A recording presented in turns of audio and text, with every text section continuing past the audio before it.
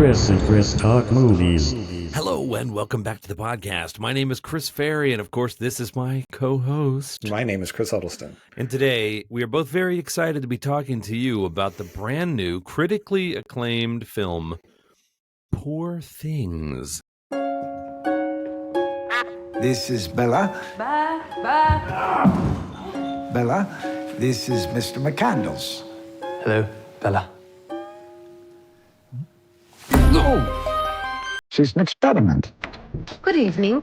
Her brain and her body are not quite synchronized. But she's progressing at an accelerated pace.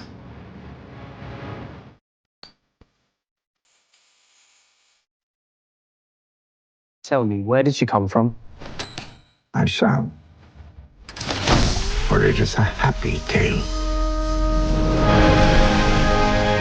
I am Bella Baxter, and there is a world to enjoy, circumnavigate. It is the goal of all to progress, grow. A woman plotting her course to freedom. How delightful.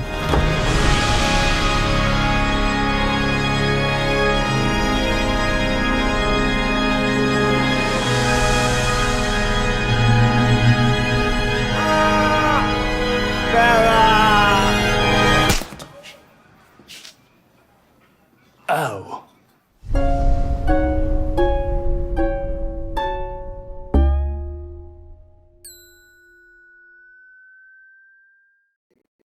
Do you have a synopsis for us, Mr. Huddleston? I do. It is a 2023 film. The synopsis from Rotten Tomatoes: from filmmaker Yorgos Lanthimos and producer Emma Stone comes the incredible tale and fantastical evolution of Bella Baxter, played by Emma Stone, a young woman brought back to life by the brilliant and unorthodox scientist Dr. Godwin Baxter, Willem Dafoe. Under Baxter's protection, Bella is eager to learn. Hungry for the worldliness she is lacking, Bella runs off with Duncan Wedderburn, Mark Ruffalo, a slick and debauched lawyer, on a whirlwind adventure across the continents. Free from the prejudices of her times, Bella grows steadfast in her purpose to stand for equality and liberation. So I saw this in the theater a few weeks ago, and then you actually watched this just last night. This is on Hulu, so if anybody has Hulu, it is available to watch on Hulu. So what You did can you also think? you can rent it too on, say, Yeah. Prime or Apple TV if you want to do that. And so I watched it on the biggest TV I had available. It's not huge by today's TV standards, but it was, I didn't watch it on my phone. I wish that I had seen this Yeah. in the theater. It's visually stunning. What did I think of it? It kind of blew me away on a number of levels. And I know I'm not unique in thinking this is a remarkable film, but I'm genuinely super excited to talk about this with you today because there's just so much to discuss. We should say, for those of you who may not have ever heard us before, we're not professional reviewers. We're just two friends who love movies and like to talk about movies. We do spoil these movies. So especially on ones where it just came out, it's gotten some Academy Award notice, it just became available. We talk about the ending. We talk about everything in between. So especially on this one, I knew a thing or two about it. I didn't know a ton about it. I knew the broad strokes.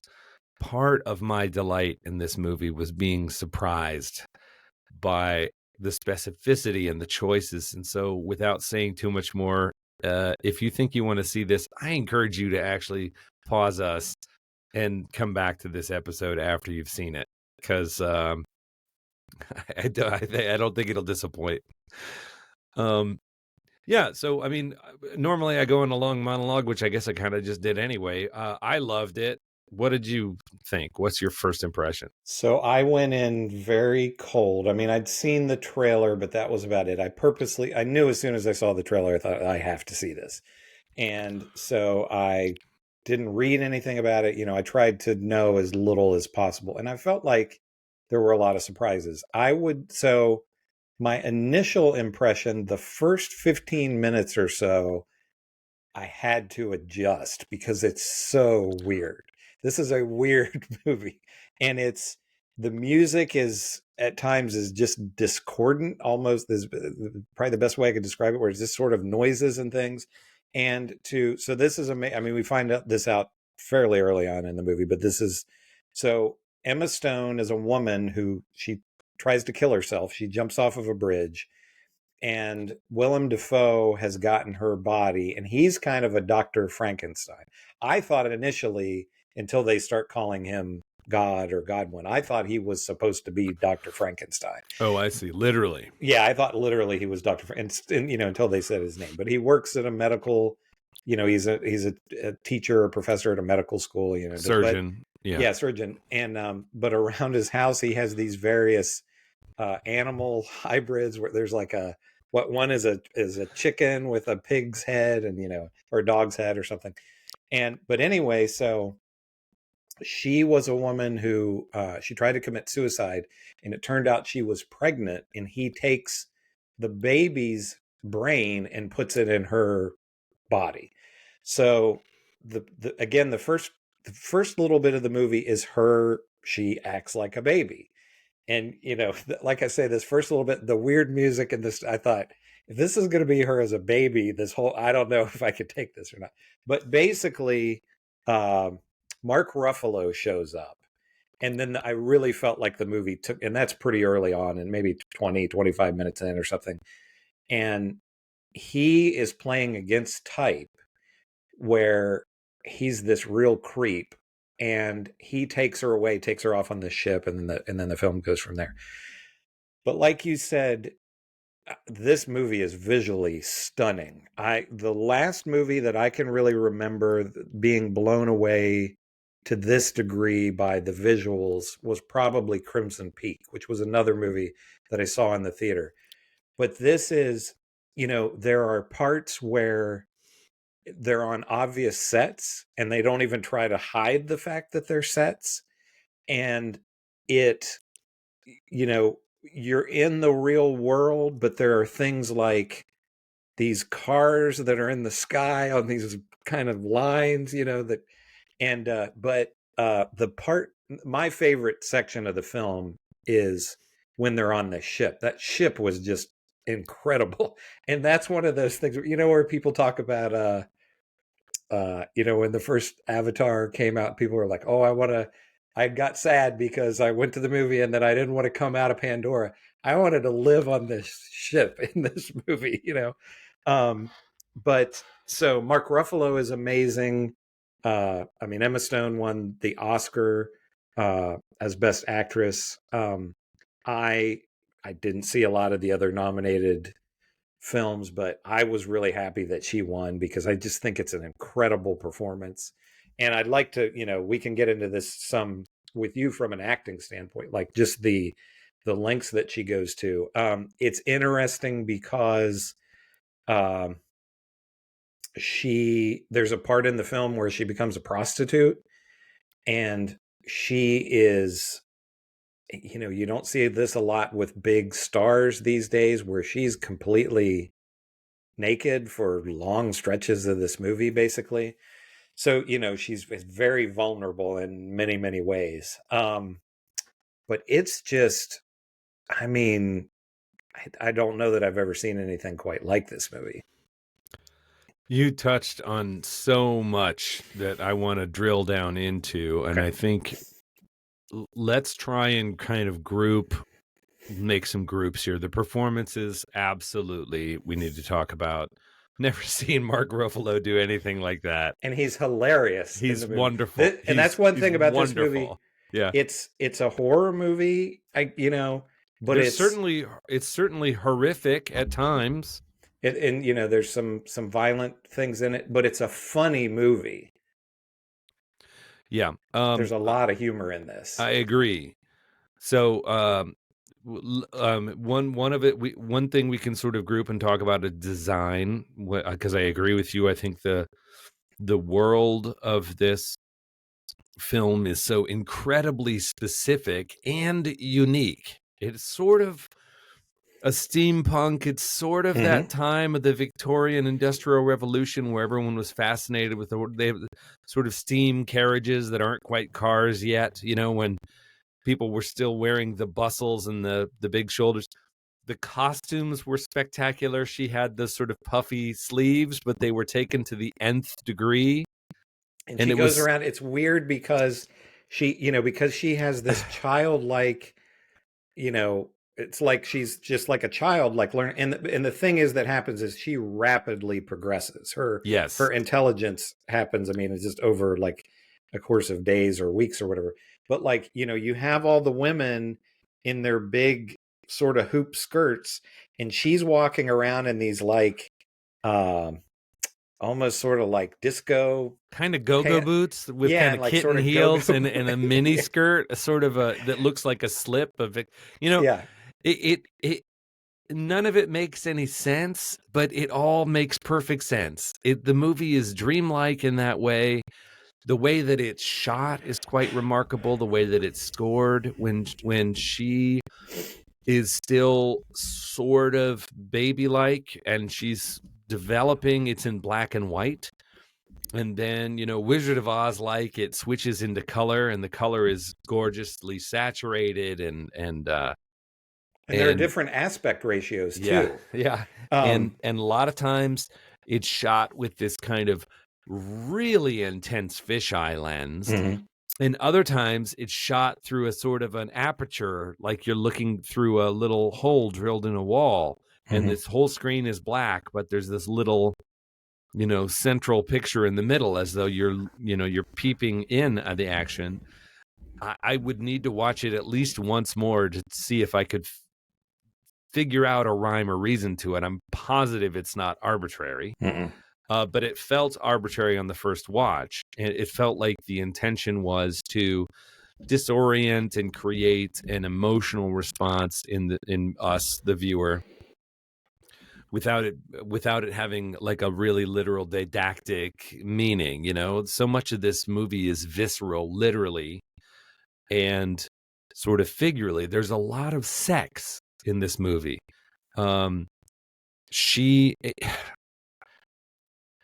of the things I want to kind of try and pick apart is what this movie is. It's kind of a fairy tale. It's kind of exactly, a yeah. horror film. It's a coming of age story. It's it's a treatise on feminism, and the patriarchy. And I mean, it's just so much. And it's so weird. Mhm. I thought everything about it was delightful. Willem Dafoe, his character, the sort of Dr. With his Frankenstein horrible character. makeup, Yes, where he's all scarred. He himself looks like Frankenstein's Mhm. monster. And we discover through the course of the film that his father, who was a famous surgeon and a sort of experimental scientist, experimented on Willem Dafoe's character as a child. And that was the father. And he's constantly defending this brilliant man that was his father, who by the end of the movie, you're like, your father was a psychopath. I mean, none of your descriptions make it sound like your father did it because he enjoyed doing this thing, but he experimented on his own son because that was the subject he had complete control over. And there is a sort of an Igor character who is one of the students of Willem Dafoe, who sort of recognizes a kind of an open-mindedness, who invites him into the house to record data on this experiment. He saves Emma Stone's, Belle is her name, Bella. He is what he names her. He saves her. It's an experiment. He doesn't know who she is ahead of time. She jumps off a bridge into the water and drowns. We learn later, because the woman she was hated being pregnant, hated this pregnancy. And it created this kind of, suicidal depression in her. Or at least that's what the husband, who turns out to be a total nightmare, says. And the body washes up on the shore. And then we don't get the detail, but we see this kind of big, meaty guy in a bowler, his silhouette. And we just presume that, like a lot of doctors at that time, you would pay someone some silver pieces to like bring you bodies to autopsy. That's Yeah. So this body washes up on shore. That's worth something to him. And the guy brings it in, and he discovers that the woman is 100% dead, but is pregnant, and the child is still alive inside of her. So it doesn't get into why he does this other than I wonder if this is possible, right? I put a pig's head on a chicken and, and a Yeah. duck's head on a dog and things like that. Yeah, there's no morality with any of this. It's all simply science, in his mind. And to me, the poor things are all of us, but literally they are these kind of, it is Willem Dafoe, and it is everybody that lives in this place are these kind of outcast, misfit toys, broken things, different things, intelligent in different way things. Like it really is, it's a wonderful name for this because it sort of speaks to the societal condescension of anything that's different, anything that's out. They say that in a polite society. Polite society will kill you. Like a number of people are like, ugh, polite society, that's the worst. Oh God, I'm just rambling at full speed. I stop me anytime here. But anyway, No, keep going. He and this sort of Igor figure, I don't remember that character's name, although he's good too. They become very fond of her. She's wonderful. And I think in that first part, before her personality fully develops and she goes from baby to toddler to, sort of adolescent. Yeah, pre-adolescent to adolescent, and sort of discovers sexuality and discovers all of these different stages. Somebody finds a frog and says, "Look," and she's like, "Kill it." So it's like, Yeah, it's very, very frank about, human development and the natural impulses. And this doctor who comes to very, very much care about her. She represents all women, but she also represents a really remarkable individual that is unique, right? That is this sort of, it's mother and daughter and hybrid and monster and right. So you can't really pin anything down, and on paper I would have said this movie just won't work. I'm like, that sounds like a lot to tackle. Good luck with that. And I wouldn't have believed that it would fly, and this soars. I think her performance, I know I'm jumping all over the place. I think her performance in that first part is like, I'll never see Emma Stone in the same way again. And I was a fan. I like Emma Stone. I think she's funny. I think she's a good dramatic actor. The first part of this, up to the point where she basically discovers her own sexuality and a little past that, I was like, I just have never seen, very rarely do you see acting like that, where the person just absolutely vanishes into this character in that way. And I qualify it with the first half because I think as we get into the second half and she develops a more adult vocabulary and she develops a sense of cynicism about the world and a sense of realization that she's had a comparatively comfortable life and that people really are quite horrible to each other, it starts to become a little more recognizable to the Emma Stone that I've seen in other, films. Bella doesn't go away. She just becomes a more fully realized adult, and that's more recognizable as Emma Stone. But for the first whole half of the movie, it's just bonkers. And this Lothario, who I wouldn't have said he could do that part. He wouldn't have been the first person that would come to mind, but he's just Mark Ruffalo fantastic in this. Is such a slick skunk. It's Pepe Le Pew, delicious and vile. And she doesn't intend to do it, but he even says at one point, he goes, "I become the thing I detest. Like I'm the I'm the vampiric lover who can't get enough." And he's absolutely destroyed by her. Because it's probably never happened to him. He's probably he's never one wanted doing doing the destroying, He's never met a lover that he couldn't, have and leave at his whim. He discovers that he wants nothing else in the world but And it's 100% funny. Bella all the time. It's funny how he changes, how he just kidnaps becomes. her. He's like, get in the box. And she gets in the steamer trunk. And then when he opens the box, they're on a ship, because she can't escape. But he just becomes so pathetic, and it's fun. It's fun to see that the way that he changes at the same time that she's becoming more and more intelligent and more understanding. And like you said, that kind of childlike wonder starts to go away. There's a part where there's a couple. They're not really. They're friends. It's a man and a woman. Companions. Yeah, traveling companions. And there's a part where the ship stops and he takes her off, and you can see this area where there's all these like very poor people, and she becomes that really resonates with her. And Mark Ruffalo is this, he's gambling all the time and he wins all this money, and she takes her money and gives it to a couple of the guys working on the ship because they tell her that they'll take the money to the poor people. And she's like, I gave the money to them to give to the poor people. You didn't need the money, So, right. And 100% they kept it for themselves. Like, that's exactly super clear. Like, oh, sure, we'll take your money to the poor people. Everything in this movie is dialectical, right? Everything in this movie is both things at once, So she becomes incredibly worldly and remains utterly frank.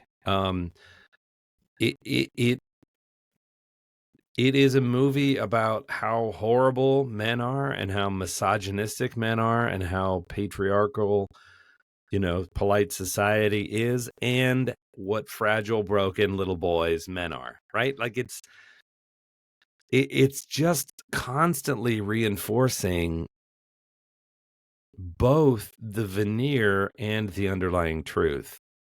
And it does that visually. Life is a kind of an unfair struggle, and it's this sumptuous buffet, right? She eats these little cakes. They go to Portugal, and he's like, you have to stuff the whole thing in your mouth. That's how you eat it. You don't eat it bite by bite. And she does, and it's very childlike and very gluttonous. And she's like, more. And he's like, no, one's enough. You drop one in. So he gets drunk and she sneaks out. She leaves basically, and she eats like 20 of them. And then there's this, because she's like, screw that, I'm gonna eat, and then there's a shot of her vomiting it all back up later because it's too much. And she goes to a bar. I don't think she's ever had alcohol before, and she just drinks a whole bottle of liquor. Yeah. And passes out, and it's just, she's still very childlike, and she decides, I'm going to go leave with this guy. And everyone's like, oh, that's a terrible idea. Like, it's so dangerous out there. You're going to, and it's all kind of like, well, she'll be fine, but she has to go live her life. She'll learn things about it. Things will happen. And the funny thing is, the interesting thing is, you keep waiting for something really terrible to happen to her, but she's always in control of what she's doing because she's so smart. Even towards the end, where she goes back to the husband, who turns out to be this psychotic guy. Yeah. And she's able to, and you think like, oh, this is really, but she's able to get that out of that as well. So yeah, I think with this movie, we talk so much. I mean, we've talked about some really good movies on this show, but we talk so much about how so many movies now are just so bland, and they're done by committee and all, and they don't take any kind of chances. And this is the kind of movie that you can get when you have a truly visionary director. And apparently, you had I think this is an A24 movie, I'm pretty sure. I don't remember that. They just pretty much let him do whatever he wanted to do. Have you seen any of his other movies? He did The Lobster. He did The Killing of a Sacred Deer. He did The Favorite. I have not, but I'm going to watch them all now. Yeah. What's remarkable to me about this is it doesn't fit a pattern. It's not a template. It's not, it's like, we've never seen this movie before. Tim Burton, when he did Beetlejuice or Edward Scissorhands, there was such a visual uniqueness to that, such a bold and specific visual style that we've all come to recognize as Tim Burton now. But at the time, it was like, what is this, right? But the stories weren't out of the... I mean, they weren't pat, but Edward Scissorhands was a story about an orphan. And yes, he was it was a Pinocchio story. Right? I mean, I guess to be fair, you say this is a Frankenstein story, but I don't know. I feel like this pushes it to a new level on so many fronts. The visual design, every element, and the audio design, and the way it's shot, and the performances, and the directing of the story. If you had to describe, like, so what happens in this movie? You're basically like, well, what you said, a mad scientist basically puts the brain of a baby into its dead mother's corpse, and then it takes, and she grows up as an infant and experiences life. There's not, you know what I mean? Yeah. You can tell the plot points, but the summary of it's just following her through her life, And it's absolutely fascinating. I mean, describing it sounds like, yeah, I'll check that one out. You're like, you should, because it's really unlike anything I think I've ever seen. Now, it is definitely not... Did you watch this just by yourself, or did you watch it with Rachel? No, I just watched it by myself. Do you think Rachel would be into it, or is it... I think she would appreciate the design elements of it for sure. I think that... Because this is not a movie for everyone. I mean, there definitely would be people that just be like, I didn't get it, and it's weird, and, I think and I'm not... She might or might not be as patient with the weirdness, because some of it really threads a needle, like the rooster with a dog's head on it and the dog with a goose's head on it. Those abominations are both funny and horrifying, right? The lab, the doctor himself, it turns out his father cut him open and cut out like parts of his digestive system to see what they did and if we could function without them. And there's a weird thing. We can't. When he eats, he has like this machine, and like these bubbles come out of his mouth. He has this whole apparatus behind him with two kind of like almost like colostomy ports on the side. He's like, my body can't produce, because my dad cut those organs out, so my body can't produce the fluids I need to digest food. So I have to hook myself with this machine to eat. And he says, as a matter of fact, like, he was a brilliant man. Yeah. And at the end of the meal, he kind of goes out. And a big bubble comes out. And goes, yeah. And it's cute and funny and disgusting and horrifying. Like, it's all of those things in equal measure. And everybody, in a very Victorian way, is just sitting around and like watching it happen. I love those scenes where they're all like playing ball, and somebody will say something a little outside the lines, and they'll all kind of raise an eyebrow, and Bella will just be like, just throw up on the table or something, and everybody is scandalized, and she's just like, I don't understand why we're playing by these rules. Don't make any sense. She's not a rebel by policy. She's just like, I'm living my life, and people tell me I can't do things, but I don't understand. Why can't I? I just did it. Because it's pretty much like if a child were an adult, essentially. That's basically how she behaves, but because she's an adult body and not a child, people treat her like she's an adult. And she doesn't feel beholden to anyone. No. Yeah, you give this same script to a lot of other directors, and this would probably be unwatchable.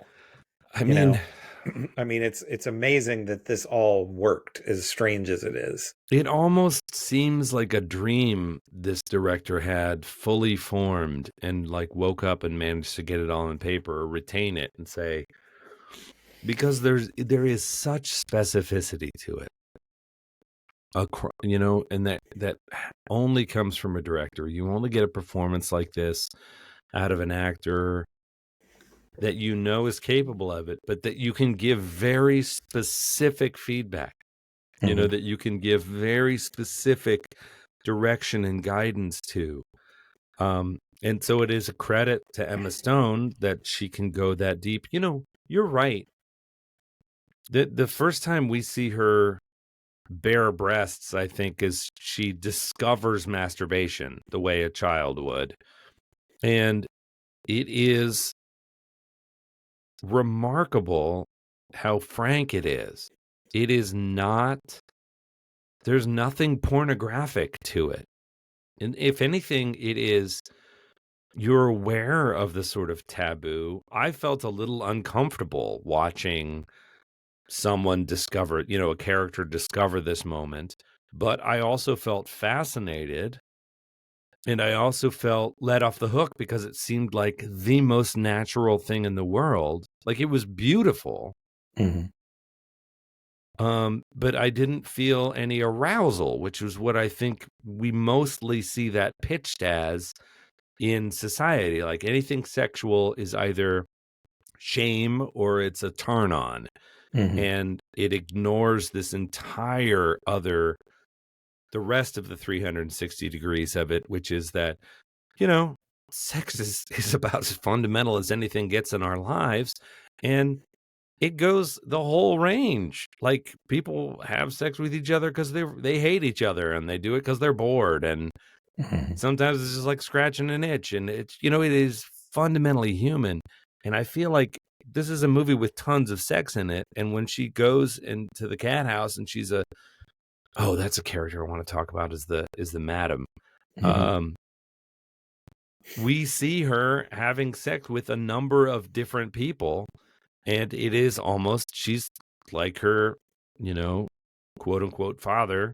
She's experimenting. She says, I want to be a scientist. I want to be a doctor. I'm fascinated by exploring the world and experimenting with things, and having sex with all these different men and women is an experimental thing for her. And she experiences it in her body. She takes great pleasure from it sometimes, and she's indifferent to it in other times.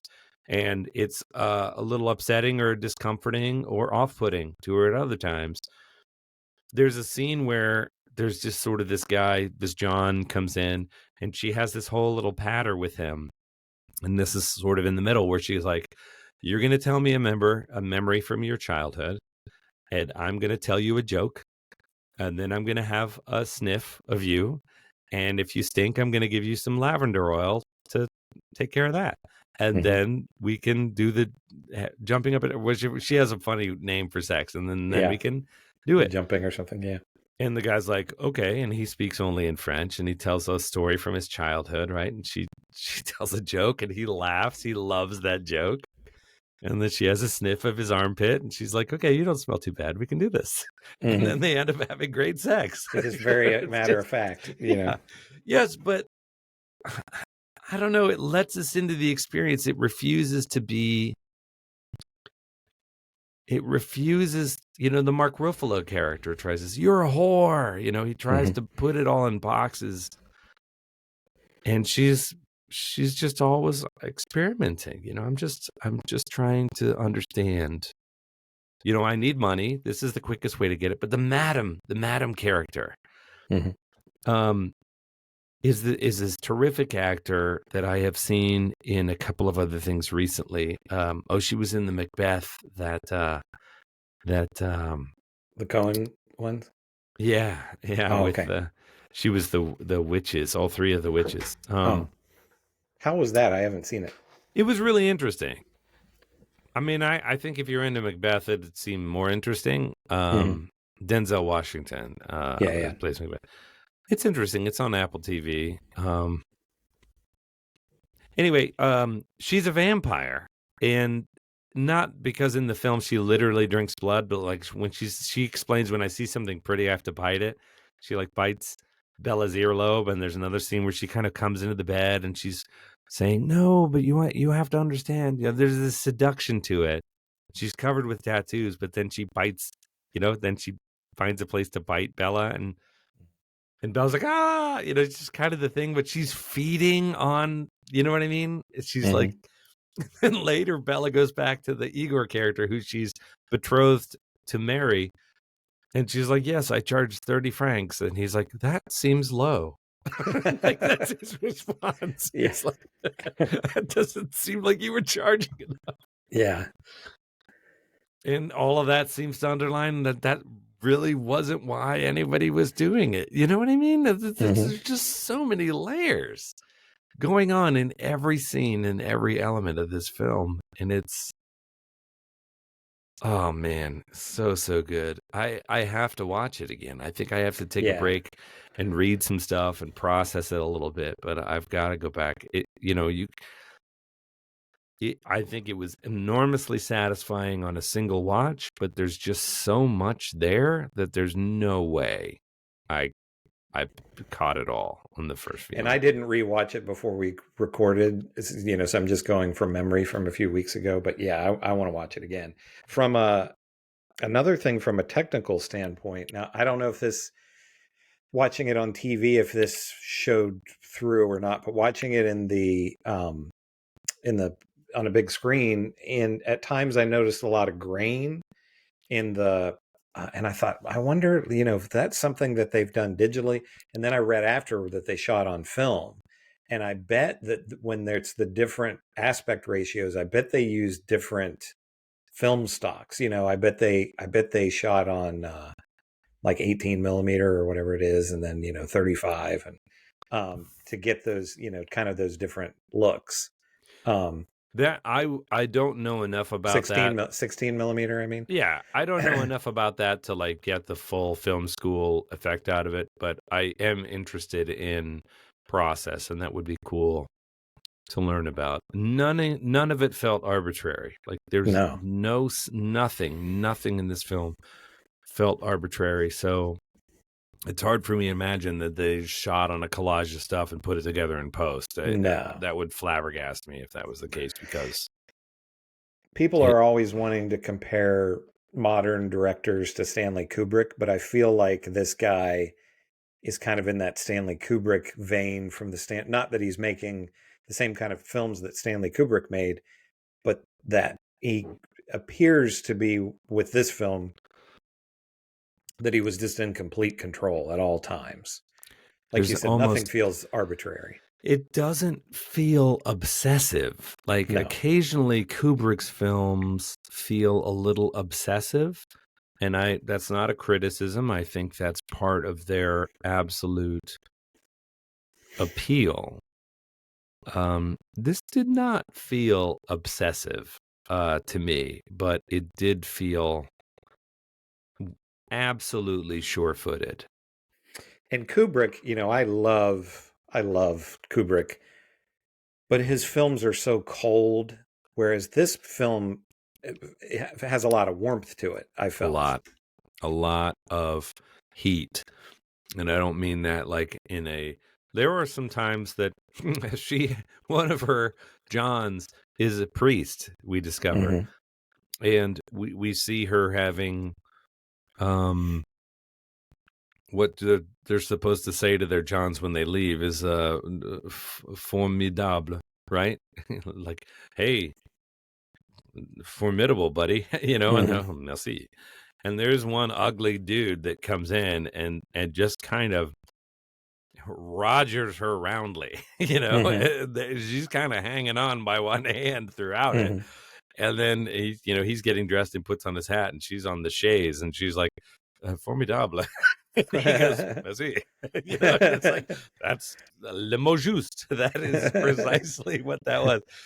And then there's one where she's having this passionate sex with this guy, and it's clearly like they are both, it's amazing sex, And then afterwards, she says, "God has given you a gift, my friend." And he's getting dressed, and he's a priest, and he says, Yeah. "Oh, it's a curse or something like that, in French.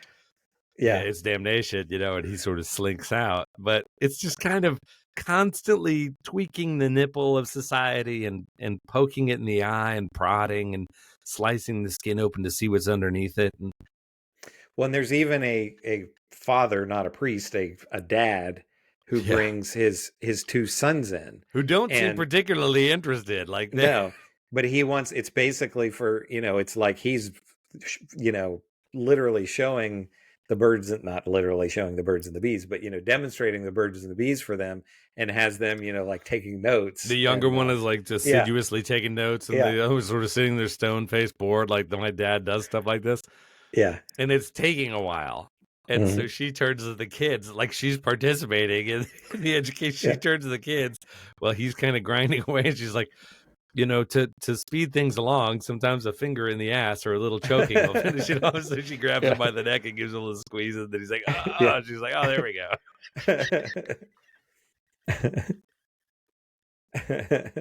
The younger kid's taking these notes. So it's like, on the one hand, you're just like, this is perverse. Like, we're watching child abuse. There's a part of your brain that's like, this is criminal. And then there's another part of your brain that's like, this is absurd. This is a comedy and this is ridiculous. And somewhere in that harmonic, the message is human beings are deeply, deeply messed up, and we do deeply messed up stuff all the time. And it's not the exception. It's the rule, right? We create these mores for ourselves, and then we're constantly subverting them and not, and hiding that we don't follow them. Oh, man. And yet it has this message throughout, woven into the tapestry, and it avoids feeling like it's stuffing it down your throat or beating you over the head with it. It's not a didactic, or a preachy feeling movie. And no. I found it entertaining and upsetting and stimulating and exciting and beautiful and sad and weird. And, it was this kaleidoscope of human experience, and all of it felt 100%. I thought of like someone like a circus performer riding a unicycle across a high wire with no net in the circus. And them doing it with such surety that you don't feel afraid for that person's safety. This thing felt so steady-footed every step of the way. And that is perhaps the most amazing thing, because it's such an all over the place, out of the box, cuckoo birds crazy movie. Yeah, for sure. And again, you had producers or a studio or whatever that could obviously see that this, I guess was going to be something, took a chance that this would be something special. And it really is. I listened to a podcast, the Smart List podcast with Emma Stone was on it, and she was talking about, she basically went to this director and was like, any I beg of you on my knees, put me in one of your films. I don't care in what capacity. I will do anything. Put me in one of your movies. And she ended up getting to play this part. But I'm like, and she is also in The Favorite also, which is I forget which queen it's about. It's a little more, it's more conventional than this, but it's same director. Same director, yeah. And she's actually going to be in his next movie as well. That's already been announced, that whatever his next movie is going to be. But The Favorite is it's more conventional, but it's still funny and weird. Everything that I've seen of his, I've seen The Lobster, I've seen The Favorite. I haven't seen Killing of a Sacred Deer. Those are the only two I've heard anything about. The Lobster I heard about, and The Killing of Sacred Deer I heard about, but I don't. The Favorite had some Oscar nominations as well. I don't remember exactly if anybody won or if it won anything, but yeah, he's a great filmmaker. And this kind of, it just touches, like you said, it touches on so many things and kind of so many different buttons. Right after I watched this, I went on Letterboxd and was reading reviews on there. And it's funny because it's like 5-star, 5-star, 5-star, 1-star, 5-star, 5-star. It's like either Sure. people love it or they think it's like the worst thing they've ever seen. And Sure. it was interesting because there are the people that were giving it 1 stars are like, it's pornographic, and it's a lot of the commenters were saying, this is being presented as this female empowerment movie, but it's actually the opposite because she's selling herself for sex, and it's like, no, you never, she never does anything that she doesn't want to do. No one ever, none of the Johns try to kill her or anything or beat her up or anything like that. She's always in control. And, and it's like you were saying, she approaches everything from the scientific stand. And by the end of the movie, she's kind of come, I don't know if full circle is the right term, but she is now like, she wants to do the same thing as her father. Right. And it's interesting where his name is Godwin, but she calls him God because he's basically God to her. Right. Which I thought was interesting as well. Which is another example of created her. It's the kind of a subtle, but right on the nose. The whole thing is kind of like, oh, that's a little too on the nose. And you're like, well, no, that actually works. It's like everything is both. Everything means nothing and everything, and is too much and not enough. And it's so good. Yeah. I mean, you would expect that. I wouldn't think a great film wouldn't get some 0 1-star reviews. There's just going to be some people that don't get great art. There's just going to be some people that don't get it. And I think to be fair, some of it is expectation too, right? I mean, we made a movie a while ago that was kind of a mess of a movie. It was really about possession. It was a kid's spirit that was trying to get back to its mother. And it was sort of possessing people, hopping from body to body. It was kind of a mess. And the original title of the film was Tantrum. When we sold it and we made our money back, what little money we spent on it, and the company that bought it marketed it as a zombie film. They called it Rise of the Dead. And on the cover, they put like a zombie bursting out of the ground. And it literally says like lots of flesh chomping, and I'm like, no, this is not the movie. And so we got some reviews that were like, this actually wasn't a bad movie. It was a really messed up, like in a good way. The ending is worth it if you make it all the way to the ending. It's 100% not a zombie movie, but that was probably the people that, right? And then there were other people that were like, I wanted a zombie movie, and I went to Blockbusters, and I rented this, and it's not a zombie movie, and what are you trying to pull? And I get it. That is a bait and switch, and it would make me angry too. So I mean, there's gonna be like, I was expecting to see a comedy, or I was expecting to see, Emma Stone like she was in La La Land or something.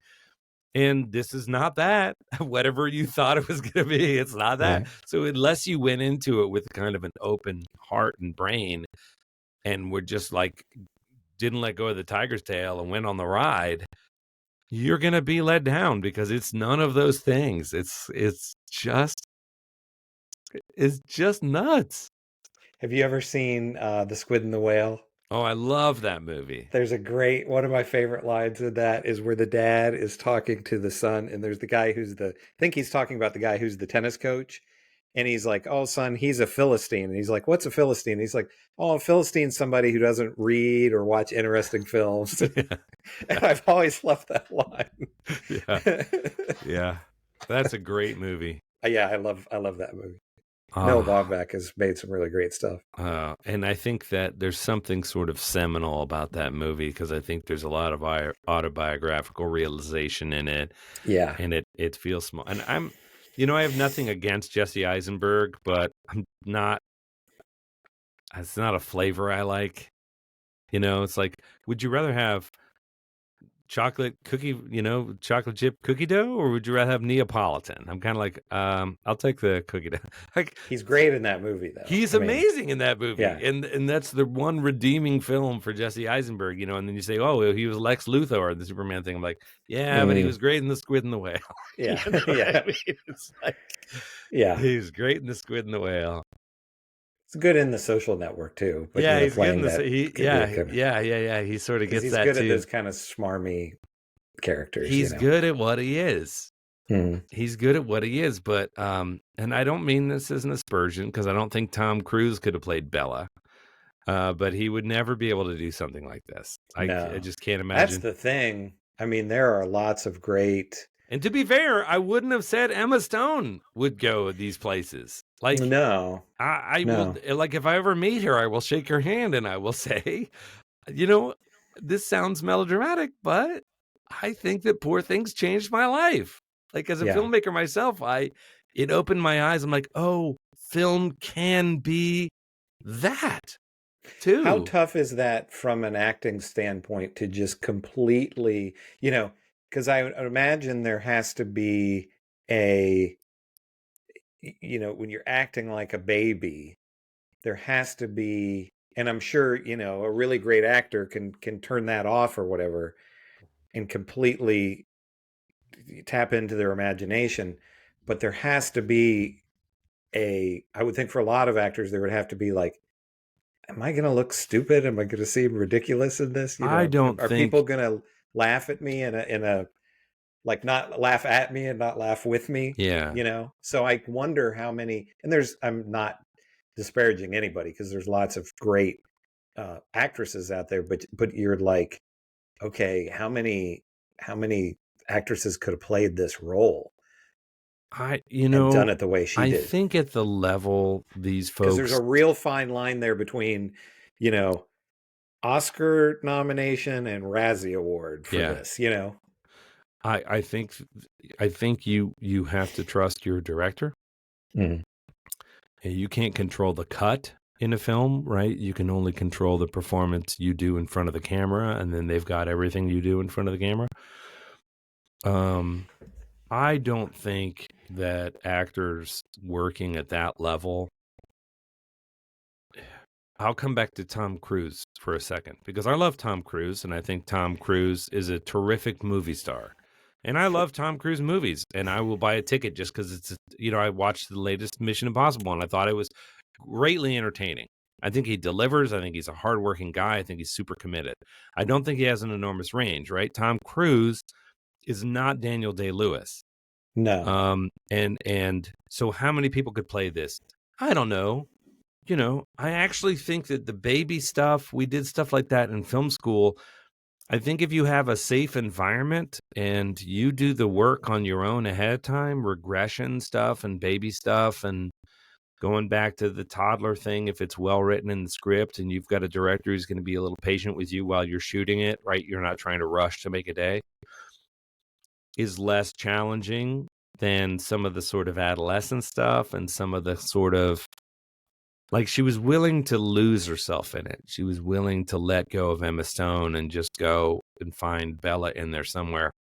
And I think that actors like Daniel Day-Lewis and Meryl Streep do that routinely. And I actually think it's harder to be like a Meryl Streep who can play anybody.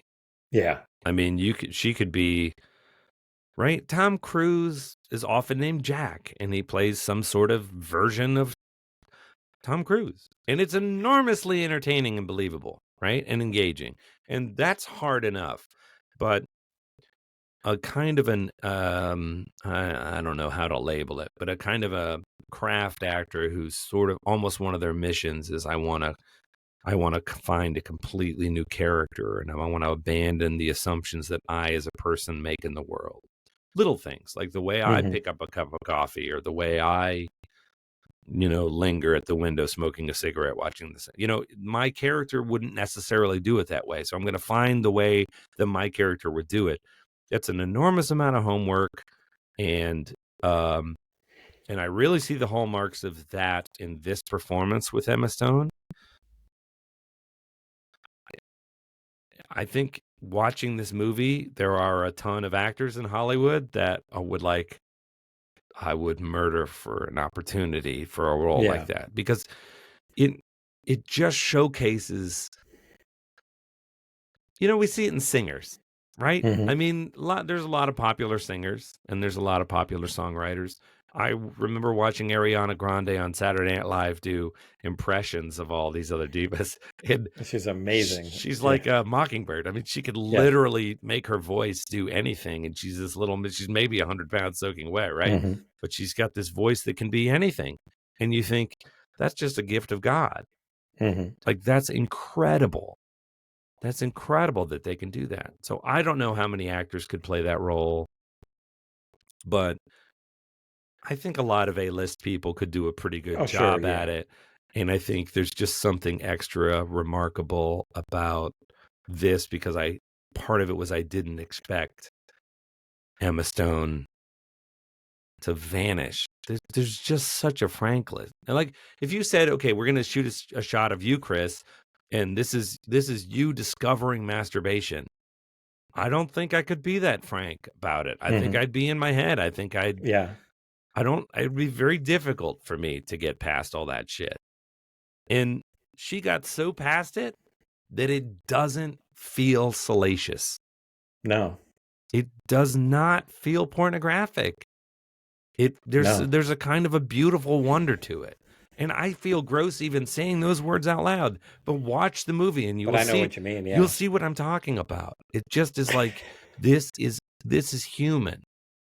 And it's so good. seeing this in the theater, we were probably the youngest. I'd say we were the youngest people in the. I mean, there were really? maybe a couple. Yeah, there were maybe a couple other people that were maybe. There might have been a couple other people younger, maybe like in their 30s or 40s. But there were a lot of older people. I'd say like 60s and 70s there, and nobody walked out or anything. Everybody was. I think it was a thing where people. This is probably not the kind of movie that you just stumble into. But I wanted to say something. This is a little bit off subject, but what you brought up about Tom Cruise, I don't know if you saw just in the last 2 or 3 weeks, it was really interesting. Some articles came out saying that he has. I don't know if he started a new branch of his production company. I may be wrong about that, but basically, he has contacted some of the. I think he got in contact with Paul Thomas Anderson and some of these other directors that he wants to, I think it's probably he's thinking, okay, I'm in my 50s now. I've got however many more years 60s. left or whatever. He's got to be older than this. I think he's maybe like late 50s. I don't know if he's quite 60 yet, but around there. But he, he's done, and I'm totally with you that, Tom Cruise doesn't have a ton of range, but he's had 15 years or so where it just seems like he does nothing but Mission Impossible movies. And like you said, they've done tremendously well, but he did Magnolia and he did Vanilla Sky, and he's been in some films where it's like, oh, he's not just a movie star, he's really an actor. And they said he very much, there were no quotes from him or anything, but basically it was like he wants to do some more of the kind of stretch himself. And I think maybe I'm pretty sure Paul Thomas Anderson was one that they mentioned, maybe like the Safdie brothers who did Uncut Gems, because you've got Adam Sandler who I don't think anybody really thinks Adam Sandler's a great actor, but worked with Paul Thomas Anderson, worked with the Safdie brothers. He's not certainly bad. Funny, but he does dramatic. I thought, oh man, what was that one? The first dramatic one he did. That was Punch Drunk Love. Punch Drunk Love. I mean, yeah. I have nothing negative again, and No. I'm not casting aspersions. Not everybody can do everything. Like no. I certainly can't get up and sing an opera, right? And not every opera singer can sing. I don't know. This metaphor doesn't go to me, but you get it. It's like we all have different gifts, and not everybody is Meryl Streep either, right? Not everybody can do that.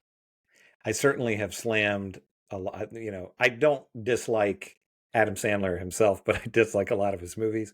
But he has managed to, because his movies make money, and you can't really, like, if we could get somebody to give us $100 million, it wouldn't even have to be $100 million, it would be $1 million or $10 million to just continually make movies with our friends, even if they're terrible, but they continue, that would be pretty amazing, you know? That would be amazing. You sent me a link that really resonated with me that I think we've talked about before. It's like, instead of making a $500 million movie. That was a guy at the Oscars that won for, I think it was American Fiction. Why don't you make, $50, $10 million movies?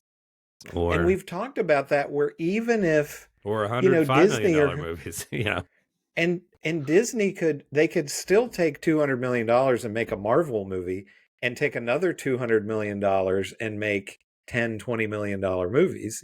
There's nothing keeping them from doing that.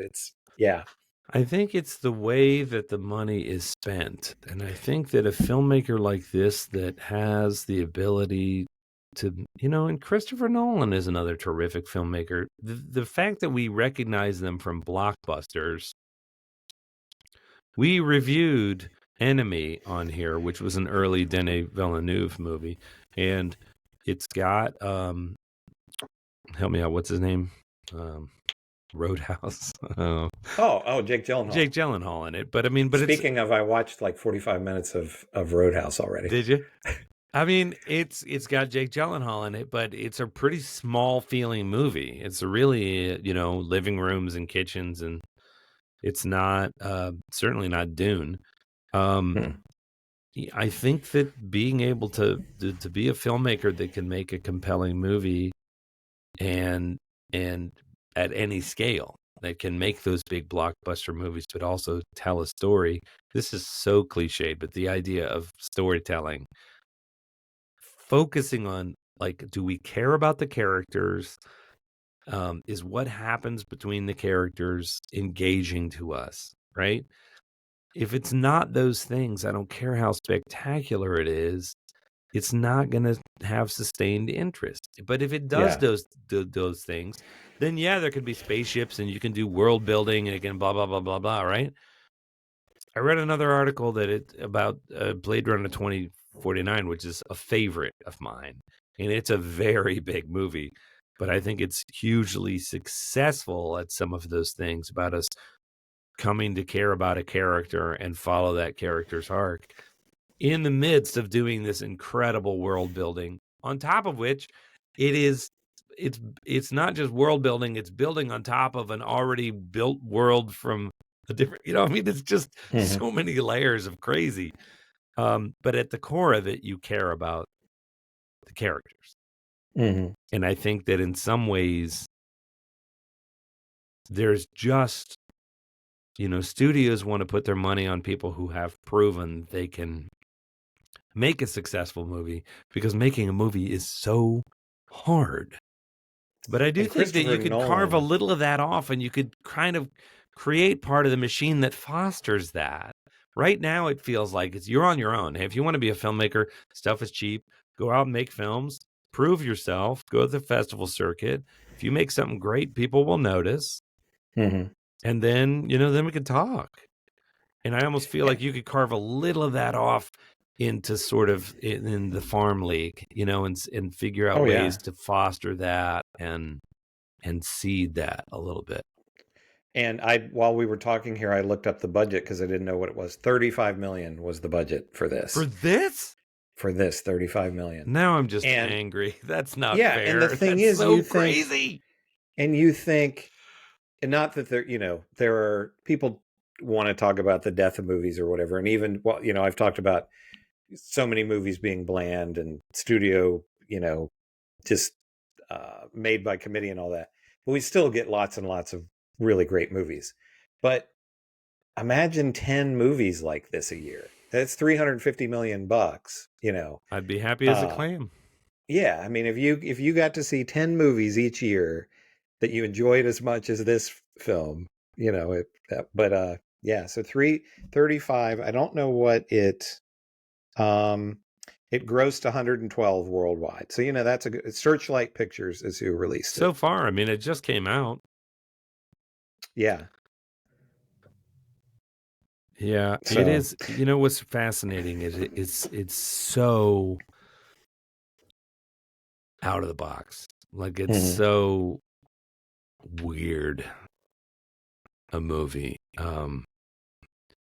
And The Lighthouse is a movie that we've watched that we both really like, and I love that that's weird, and that's Willem Dafoe also.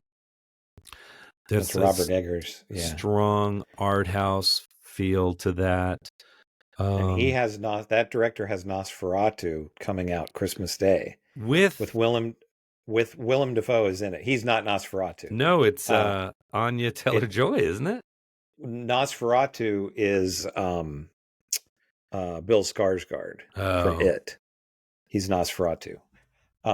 There was some talk or some article I read where they were talking about Anya Taylor-Joy playing I that think with she those is crazy eyes and the bride, because it's one of these things where we have it's like, for whatever reason, there are all these Frankenstein movies being made right now, which is I'm fine with. I mean, but so I think it's AI. I think that's the resonance for me, is the rise of AI and the fear of like this thing we create that's a good not being what we designed it to be, or not what we want it to be, or not doing what we tell it to do. I never thought of that. And but playing God, that's a great, right? Like, we're going to build a machine that's smarter and stronger than us. Like, why did you do that? Well, just to see if we could, I mean, I couldn't help myself. And you're like, yep, that checks out. But Nosferatu comes out Christmas Day. That's Robert Eggers. And then there is I believe it's Bride of Frankenstein, directed by Maggie Gyllenhaal. And Christian Bale is the monster. Is the Bride of Frankenstein. Is the Bride of Frankenstein, yeah. No, Christian Bale is the monster, and I believe maybe Anya Taylor-Joy is the bride. And he's gained 800 pounds to play He gained 800 pounds. He had real steel bolts screwed into his spine. Screwed into his neck. But yeah, so I don't know. Is there anything else about Poor Things? And we're over time. I mean, I feel like I could pour another beer and we could just, I love, we don't love every movie we do. We don't always do great movies, but I love when we get one that I could just rave about. And I know we haven't been super academic about it, but folks, if you've stuck with us, this is really a work of art, and it really is surprising and unsettling. You asked if Rachel would like it. I think she would appreciate the art.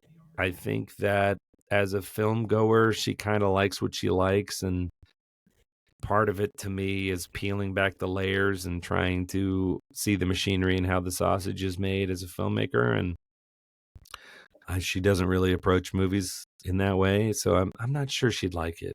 I'm not sure she'd like some of the violence and some of the viscera of it. It's not a movie that I would recommend to everybody, but for non-Philistines, people who like interesting films. Well, I don't think my parents were Philistines, but I don't think my parents would have liked it. Exactly. I'm just kidding. Yeah, my parents, if they saw this, would think it was it's like, I think maybe I've told you this story. That was weird.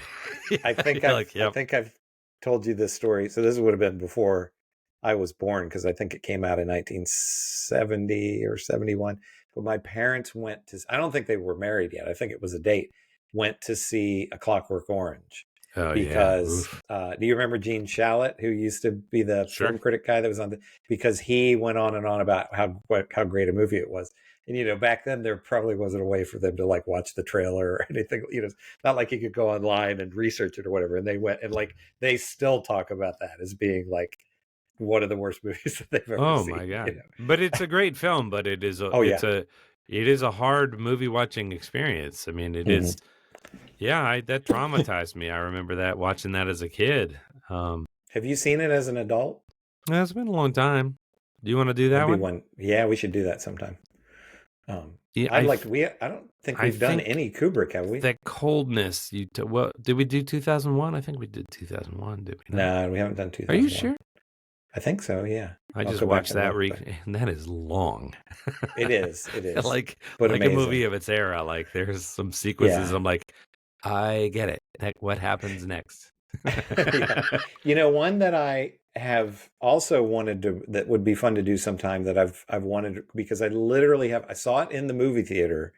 Another one, talking about seeing with parents. I saw it with my brother-in-law, my sister and my brother-in-law, and his parents went, and that was a little embarrassing. Was um, Eyes Wide Shut. Oh yeah, I haven't seen that since saw it in the theater. So that's one I've wanted to rewatch. That might be interesting to rewatch, because it's viewed as lesser Kubrick, but I bet it probably hits differently 20 years later. But I don't know. But yeah, so as far as Poor Things, for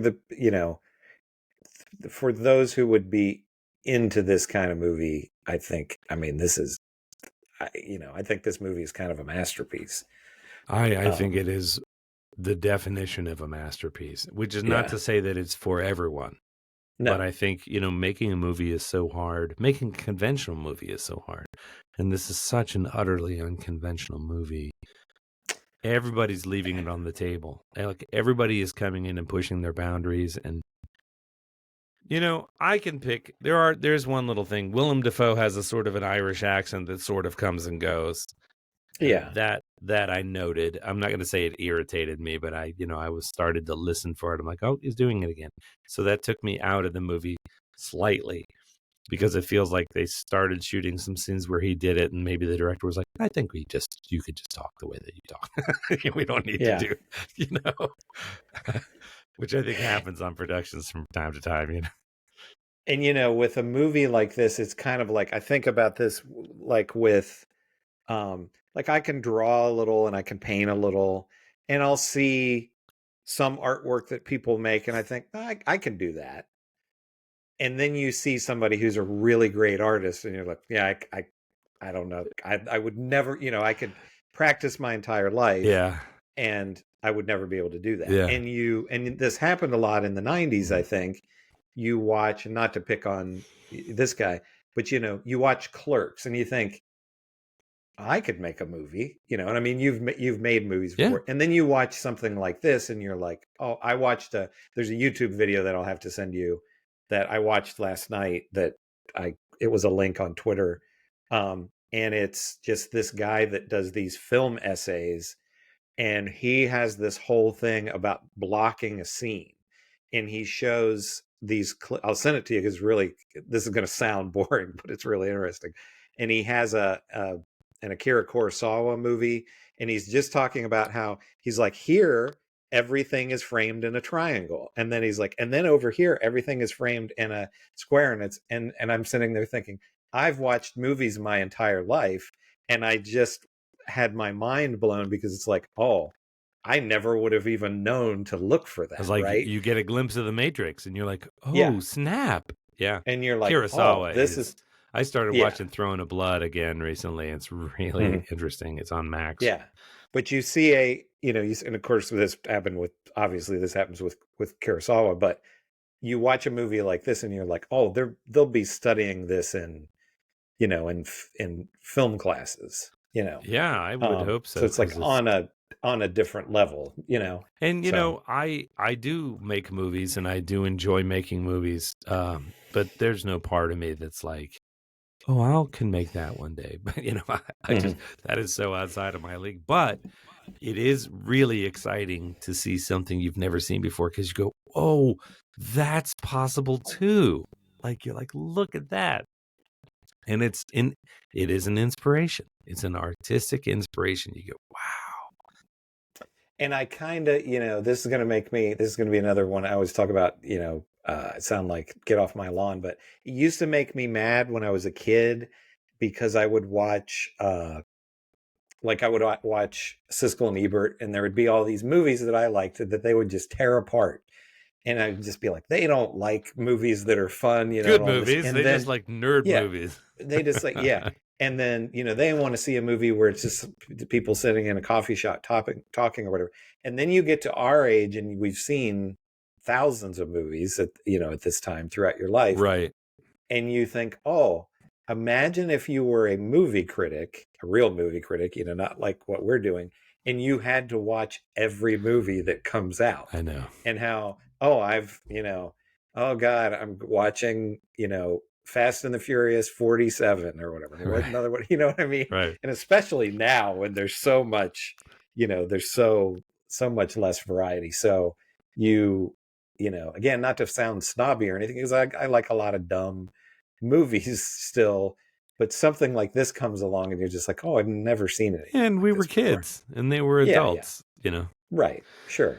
Anyway, we should wrap it up. Chris and Chris Talk Movies at gmail.com is our handle. Thank you so much for listening. Like and subscribe, blah, blah, blah. Thank you so much. We have gotten some terrific comments back. We got some great listener comments back from Godzilla +1 and or -1. Godzilla, you sent me the meme. You did the my Godzilla joke. +1. Yeah. It's really funny. And it's just Miller's really Crossing. gratifying to hear that, you guys hear a question we raise and you lend us your thoughts on it, or that's makes all of this worth. We're not making any money doing this or anything. It's just fun, but it's fun to think that people are actually listening and having thoughts about it and bothering to let us know what they are. So please keep doing that. I love it. For sure. And I don't know what we'll do next time, but we'll figure it out and we'll let you know when we do it. When it's out, you will see it. And yeah. Or listen to it. Yeah. Do you have anything final you want to? No, just especially if you have Hulu, it's just this movie's right there for you to watch. Just check it out. It's crazy. If it's playing, but if you are somewhere where this is still playing, I don't know if it's in theaters anymore, or maybe since she got since she won Best Actress, they might maybe bring it's it back. Slipped back into it's some a theaters. Big screen movie for sure. I mean, it's good on your home screen too, but man, it's so visually gorgeous. And something I'll tell you this real quick. I don't know if there's a Regal theater around you anywhere, but Regal is going. It's like next week, I think. I'll have to check and see what the date is. They're going to be playing Chinatown for just one night, which I think I'm going to go and see that. Great. Because I've seen it, once, maybe a long, long time ago. It's Chinatown. So, yeah. All right. Alrighty. Then I guess Chris and I will talk to you all next week.